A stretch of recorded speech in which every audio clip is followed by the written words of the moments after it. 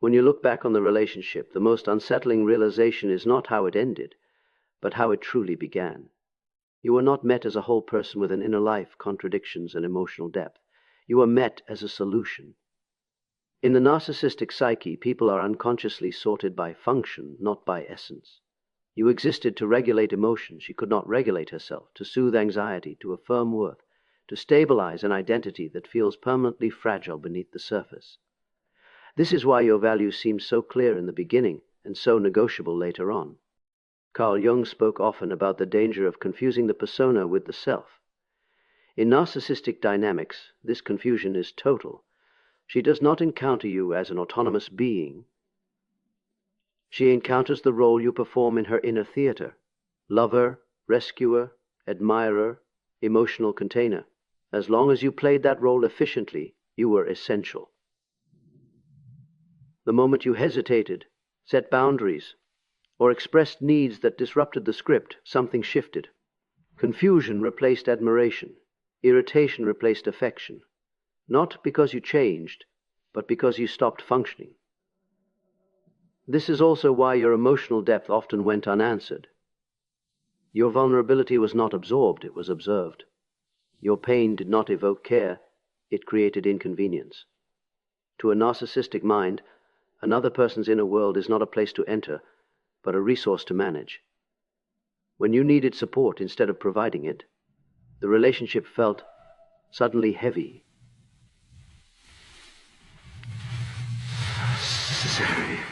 You were no longer useful, and usefulness in this framework is mistaken for love. Understanding this is painful, but it is also liberating. If you were never seen as a full person, then being discarded is not a verdict on your worth. It is evidence of a system that cannot perceive human depth at all. You were not rejected, you were miscategorized. And here is the reflection to carry with you. The moment you refuse to be reduced to a function, you step out of their psychological economy entirely. What cannot be used can no longer be controlled. To understand why emotional bonds never stabilized, you have to look beneath behavior and into structure. The narcissistic psyche is not simply unwilling to attach. It is unable to do so in a secure, reciprocal way. Attachment requires a tolerance for vulnerability, a willingness to be seen without armor, and the capacity to recognize another person as psychologically separate. For someone organized around narcissistic defenses, this level of exposure feels threatening rather than nourishing. Intimacy is experienced not as connection but as risk. Jung described this as a fragmentation between the ego and the deeper self. When that split is severe, relationships are no longer encounters between two individuals, but exchanges between images. Instead of meeting you, she related to an internal construction, an idealized figure designed to stabilize her sense of identity. This is why early closeness felt intense but strangely unreal. What you were bonding with was not her authentic self, but a carefully managed persona built to secure admiration and control. Because the bond is image-based, it cannot endure pressure. Real relationships introduce friction, differences in needs, moments of disappointment, emotional unpredictability. In a healthy psyche, these moments deepen attachment. In a narcissistic structure, they trigger withdrawal, devaluation, or replacement. When your humanity surfaced, fatigue, doubt, emotional needs, the illusion cracked, and rather than renegotiate the bond, the psyche retreats. Distance feels safer than depth. This is also why communication often went in circles. You were trying to repair a connection that never truly existed in the way you believed. What felt like emotional dialogue to you was, for her, a negotiation of control and self-protection. There was no internal space to hold both you and herself at the same time. One had to disappear for the other to feel stable. Recognizing this is not an invitation to bitterness, but to clarity. You cannot form a bond with someone who experiences closeness as a threat, and once you stop trying to be understood by a structure that cannot understand, something profound happens. You redirect your energy back to yourself. The closing truth is this: attachment fails where self-awareness is absent, and your healing begins the moment you stop seeking depth from a surface that was never meant to hold it.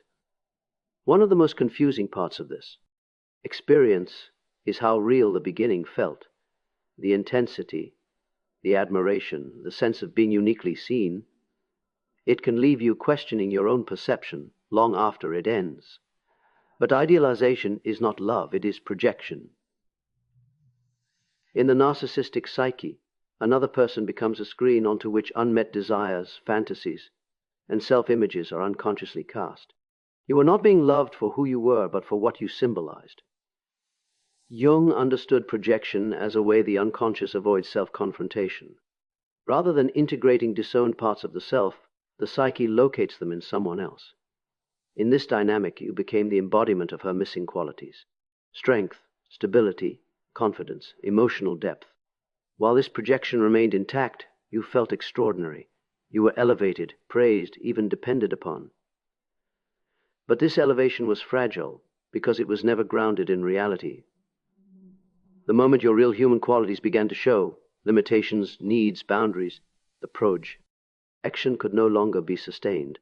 And when a projection collapses, it does not dissolve gently. It reverses. Admiration turns into irritation. Affection becomes indifference. What was once idealized is now experienced as disappointing or even threatening. This reversal is not a reaction to something you did wrong. It is the psyche defending itself against disillusionment. This explains why the shift often feels sudden and brutal. There is rarely a gradual transition from closeness to distance. Instead, the relationship seems to fracture overnight. In truth, nothing sudden occurred. The fantasy simply reached its limit.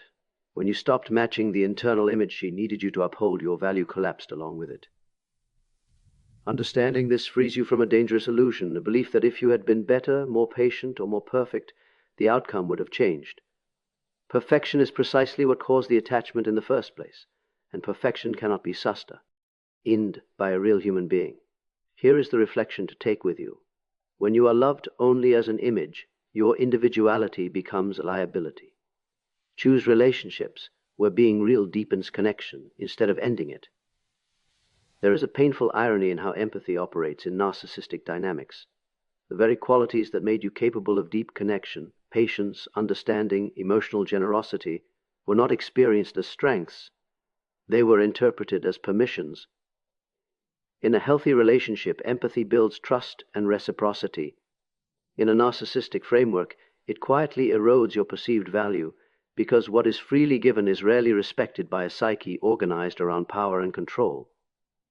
Jung warned that when consciousness is unbalanced, virtues can be exploited by unconscious forces. Your empathy became such a force. Each time you forgave without repair, explained away hurtful behavior, or prioritized her wounds over your own, you unintentionally confirmed a belief already embedded in her psyche, that you would remain regardless of cost. And when someone believes you will stay no matter how you are treated, they no longer experience you as rare or irreplaceable.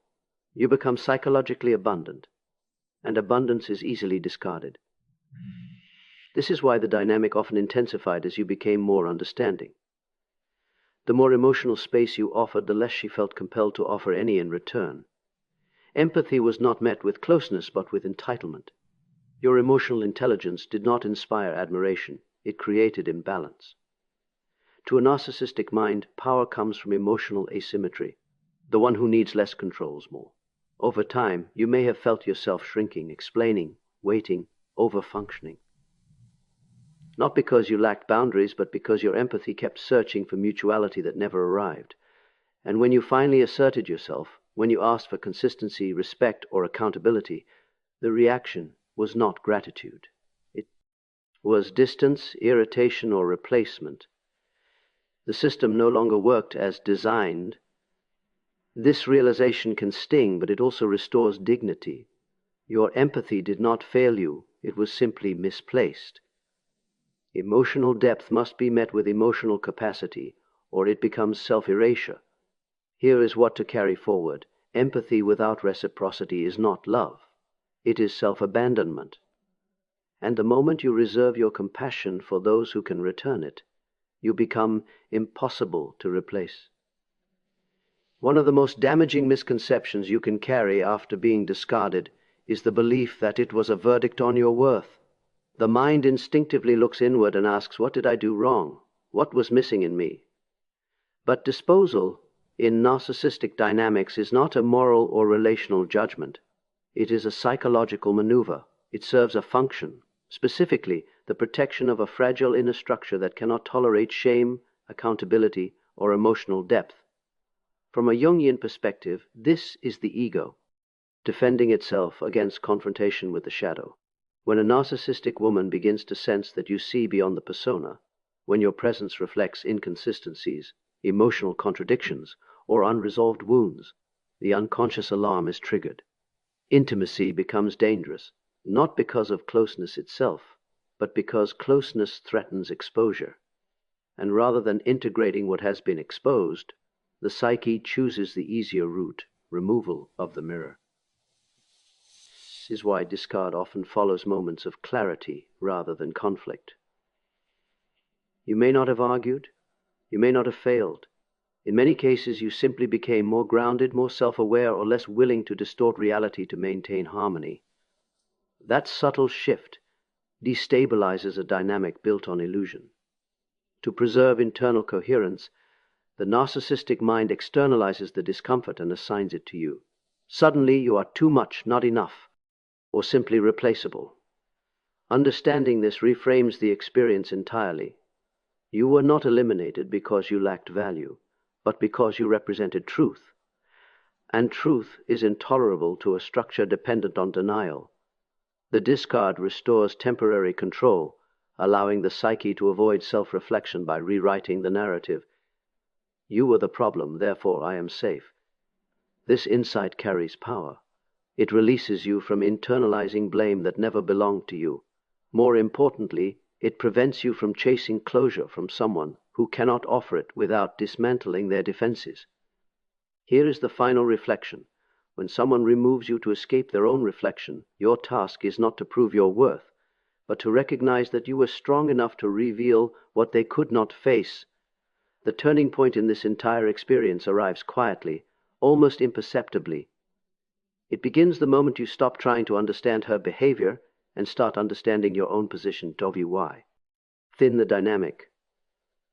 As long as you were playing the role assigned to you, provider of validation, emotional regulator, source of stability, you remained psychologically relevant. But roles come with conditions. They require compliance, self-neglect, and the suspension of your own truth. The instant you step out of that role, the system collapses. Jung believed that individuation begins when a person withdraws projections and reclaims fragmented parts of the self. This is exactly what happens when you stop participating in a narcissistic dynamic. You no longer explain, chase, or contort yourself to maintain access. You stop offering emotional currency where there is no emotional exchange. And this withdrawal is not passive, it is disruptive. It removes the supply that kept the illusion alive. This is why detachment often provokes confusion or even hostility. When you no longer play your part, you expose the dependency beneath her independence. Your silence feels louder than your arguments ever did. Your absence creates a void that cannot be filled by control or charm alone. In psychological terms, you exit the economy of use. And what cannot be used cannot be manipulated. Importantly, reclaiming your power does not require confrontation or explanation.